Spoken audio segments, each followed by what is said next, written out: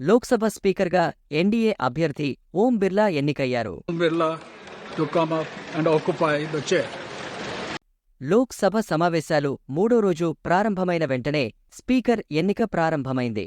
స్పీకర్గా ఓం బిర్లాను ప్రతిపాదిస్తూ ప్రధాని నరేంద్ర మోదీ తీర్మానం పెట్టారు. ప్రతిపక్ష ఇండియా కూటమి తరపున కె. సురేష్ పేరును ఎంపీ అరవింద్ సావంత్ ప్రతిపాదించారు. ఆ తరువాత స్పీకర్ ఎన్నిక నిర్వహించగా ఎంపీలు మూజువాణి ఓటుతో స్పీకర్గా ఓం బిర్లాను ఎన్నుకున్నారు. కాగా ఓం బిర్లా రెండోసారి స్పీకర్గా ఎంపికయ్యారు.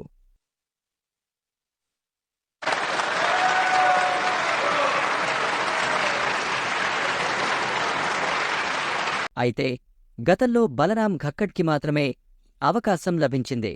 61 ఏళ్ల వయస్సు ఉన్న బీజేపీ సీనియర్ నాయకుడు ఓం బిర్లా గడిచిన ఎన్నికల్లో రాజస్థాన్లోని కోటా నుంచి బీజేపీ ఎంపీగా గెలిచారు. రాజస్థాన్ నుంచి 3 సార్లు శాసనసభ్యుడిగా, 3 సార్లు ఎంపీగా గెలిచారు.